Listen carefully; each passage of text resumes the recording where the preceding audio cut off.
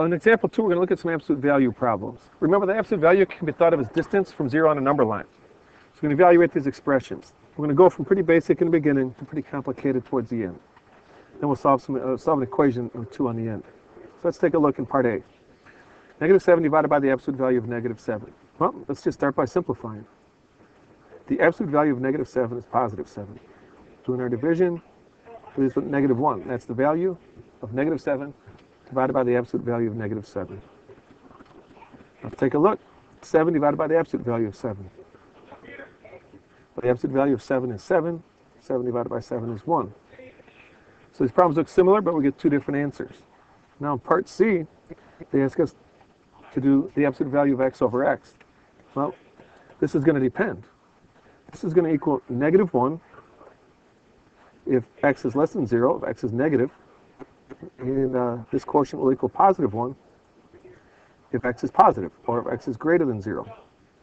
This is a piecewise definition, piecewise solution. Now, if x is 0, we'd have 0 divided by the absolute value of 0. So 0 over 0, which is indeterminate form. So we're going to call this undefined for now. Our answer is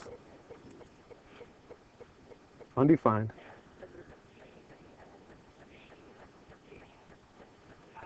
if x equals 0. Now, it's every possibility. If x is less than 0, x is greater than 0, x is equal to 0. Now, we're going to move on to part D. It's very similar to part C. Well, let's take a look. You can tell that this is a lot like part C, so let's think about it. We're going to get negative 1 if x plus 3 is less than 0. We're going to get positive 1 if x plus 3 is greater than 0. And of course, we'll get undefined or indeterminate if x plus 3 equals 0.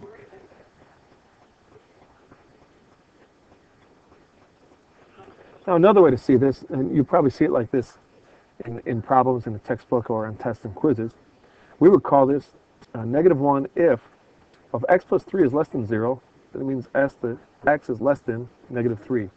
We'll just solve for x, subtract 3 from each side.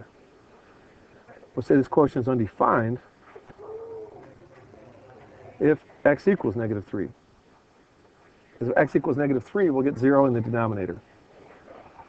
And we'll say this quotient will equal 1 if x is greater than negative 3.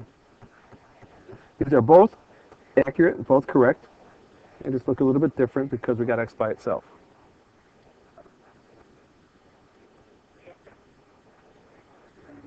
Remember, it's okay to pause the video anytime you need to stop and let something sink in or write things down. And it's okay to rewind the video and watch something again if you think you missed it a little bit. Let's look at part E.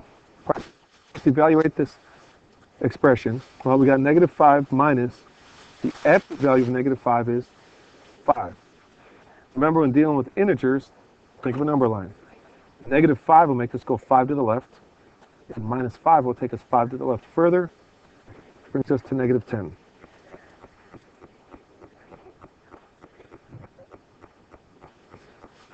Okay, part F, we got to solve an equation. They ask us to find x when the absolute value of x is equal to 5. So in other words, find any number x that is 5 places away from 0 on a number line. Well, there's 2 ways you could think of it. X could be 5 if we're 5 to the right of 0, or x can be negative 5 if we're 5 to the left of 0. Now looking at part G, there's a couple ways to look at this. We can use Eric's method. Eric just thought about this logically and came up with values in his head. He said, well, let's think about this. If x is 12, 12 plus 4 is 16, and the absolute value is 16. The absolute value of 16 is 16. So he came up with 12. And he said, well, there's another answer, so let's think about it. What negative number can you add to 4 to equal negative 16? He said, well, if x is negative 20, negative 20 plus 4 is negative 16, and the absolute value of negative 16 is 16. And that's good. That's pretty high tech. If you didn't think of it the way Eric did, here's another way we can go about the exact same problem. Whenever you have an absolute value, equation. Let's go back and look at part F just for a second.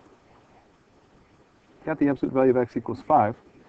You can always look at the stuff inside the absolute value bars and break it down twice. We go once to the left of 0, so x could be negative 5, or we go once to the right. 5 to the right of 0 is 5. Same answers we came up with intuitively. So now, let's take a look at part G.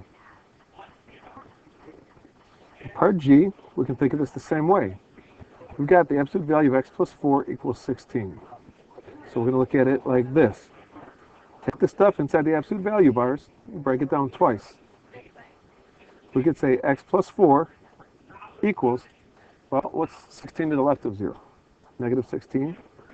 Or x plus 4 equal 16 to the right of 0 is positive 16. See, what we did, we just said the absolute value is distance from 0 on a number line. The absolute value equals 16, so the distance from 0 is 16. That means x plus 4 could be negative 16, 16 to the left. X plus 4 could be positive 16, 16 to the right. Solve each of these. Let's subtract 4 from both sides. If x is negative 20, or subtract 4 from both sides, x is 12. Same answers that Eric came up with intuitively, but we use an algorithm to arrive at our answer. I hope these videos helped you. Thanks for watching. As always, if you have any questions, bring them to class or seminar, or bring them in before or after school. Good luck with your practice problems.